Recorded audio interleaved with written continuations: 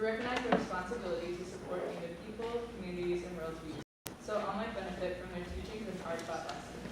We also recognize that the generations of Native American communities, their cultures, and their knowledge system shape the land in a sustainable way that allows us to continue to enjoy its gifts today. For this, we are truly grateful. Together, we hope to find ways to move forward while acknowledging and respecting the system. In partnership with the Native American Center, we continue to explore durable and meaningful ways of recognizing, supporting, and advocating for the sovereignty of all tribal nations, their historical communities, the modern representations, lives of Native Americans who live here now, and the ancestors beneath us. We commit to working together to honor the past, be intentional in the present, and to build our future with truth. Thank you. And that will move us on to roll call. Speaker Pro Tempore Manor. Here. Caucus Chair McKinnon. Here. Senator Perez. Here. Senator Bombard. Here. Senator Zadrowski. Senator Clyde. Here. Speaker Rogers. Here. Caucus Chair Sanan. Hello. Senator Delaney. Senator Rolla. Here. Senator DeAngelis. Here. Caucus Chair McKenzie. Senator Galecki. Senator Coppedrager. And Senator Thompson. Here. That will set quorum to 10-5. Alrighty. That will move us on to the approval of the agenda. Is there a motion? First by Speaker Rogers, is there a second? Second by Caucus Chair McKinnon. Any discussion? I am not seeing any. All those in favor of approving the agenda, please say aye. Aye. All opposed say nay. Any abstentions? By the ear to chair, that passes. That will move us on to the approval of the minutes. Speaker Rogers. First by Speaker Rogers, second by Speaker Pro Tempore Manor. Any discussion on the minutes? Speaker Rogers. For your first go around, Speaker Pro Tempore Manor, I think they look pretty good. So I want to commend you for your work. I know it wasn't easy for you. Any other discussion? All right. All those in favor of approving the minutes, please say aye. All opposed say nay. Any abstentions? By the ear of the chair, that passes. That will move us on to the State of the Student Body address, which President Kennedy will be giving for us today. Good evening, everyone. I first want to thank Speaker Rogers, Senate leadership, and the Senate in its entirety for allowing me this time to come speak to you all. I also want to thank every student here and who's at home, who's taking time out of their busy lives to see what this governing body is doing for them. On May 11, 2023, I came to you all at a crossroads. It was clear to Vice President Osmond and myself that the previous models of SGA was not working. Oftentimes, we heard from students on the campaign trail that they felt that SGA did not serve them, and that SGA was a representational body in name only. This may be tough to hear. However, during this first annual Spring Pointers Week, I had a wonderful opportunity of meeting with various students, many of which were excited and impressed with some of the items that I will be speaking about tonight. And before, a lot of students wouldn't reach out to SGA. However, now, many students reach out through email and public events about the key issues they care about on campus. Not to mention, the record-breaking turnout at our SGA Brewhouse Social is an absolutely clear indicator that some faith has been restored in this body, but much more is needed to be done. Now, I actually took all the points that we have completed this semester, all the initiatives all of us who are in this room have worked hard on, and honestly, the speech would be about 50 minutes long. But I'm going to condense it down to about 4 to 5 points of those really high moments to celebrate our successes here as a body and as a student body. Now with that, let us take some time to celebrate and recognize those major successes. One major accomplishment achieved by this government was the creation of a wellness weekend for the following fall semester.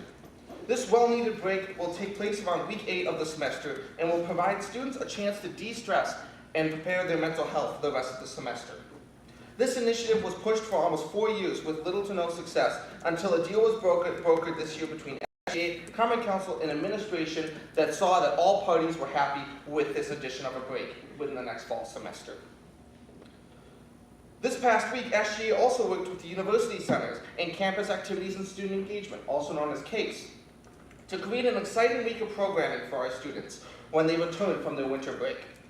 I'm excited to say that many of the events in this week achieved record-breaking turnouts, with their very own Brew House Social getting 283 student attendees. It is obvious to me that this initiative has had a great impact on our students, and is something I hope future SGA administrations will continue to pursue. In addition, 2 fiscal budgetary items of significance were passed. First, a $50,000 increase to student organization budgets was passed in order to allow our student orgs to better operate and to push our campus forward. It was obvious that with increasing rates of inflation and increasing number of student orgs, that total funding needed to be increased as well. I'm proud to say that after years, it finally has been done so, and the tremendous work of our student organizations will continue to prosper under this new economic system.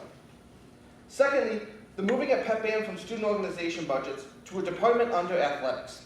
Our pep band is a tremendous asset to our athletic teams, with their ability to hype up students and fans to create an amazing atmosphere. Wherever pointers may play, I'm happy to announce that under a more predictable and larger budget, our pep band will continue to be the motivator for our students and student athletes for years to come. Last time we spoke, at my current presidential address in the fall, I committed that this body would work to increase student awareness of what SGA is doing and provide more opportunities for student feedback. I'm extremely excited to say that we've done just that. During the fall, we held a listening session, and me and Director Young plan to hold another listening session in the spring. In addition to that, we are looking to continue to have record turnout at many of the events that SGA continues to sponsor, as well as increased communication with students via email and public events.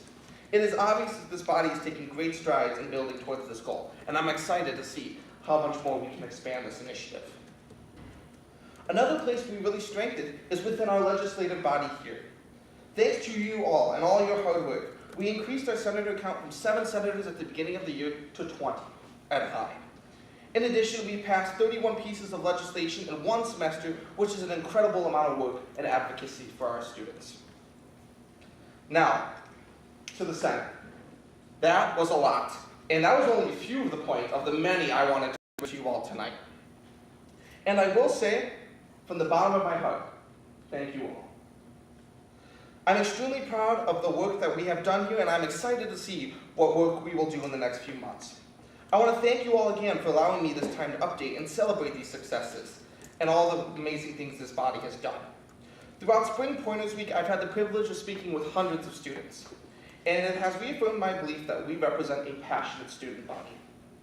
A student body that strives for perfection, never backs down in the face of adversity, and will be the leaders of tomorrow. It is clear that one of the luckiest achievements this body has is an amazing student body like ours. Now, that's why I come to you all with a challenge. When we're making difficult decisions and having late-night debates here at the Senate floor, I ask you all to put the students at the center of all your decisions. Not yourselves, not SGA, but what's best for each and every student on this campus. And finally, I want to thank you all for your hard work. Many Thursday nights we sat in this room till almost 10 p.m. doing work for the students, and though it can be tiring and time-consuming, on behalf of each and every student I have the privilege of representing, thank you. It is clear to me that if we continue to keep the students at the center of all of our decisions, give each other grace and continue to work hard advocating for them, then no matter the challenges or hardships we will face, the best is yet to come. Let's make it one heck of a semester to remember. Pointers.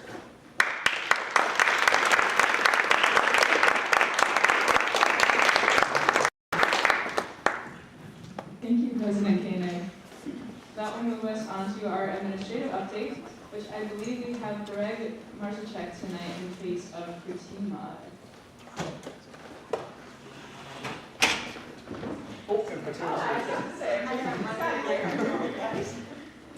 You literally walked in. Greg Marszczek, Director of Planning, Student House. Thank you, Fatima, for allowing me to speak. So I have just a couple project updates. First, the Library and Student Resource Center. I'm sure you have seen it progressing. They're about halfway through pouring the footings and the columns, which support the building. That should be done sometime in March, depending on weather. Right? If we get a lot of cold weather, it slows down pouring concrete. So So far, so good. We've actually had a really good winter. It's been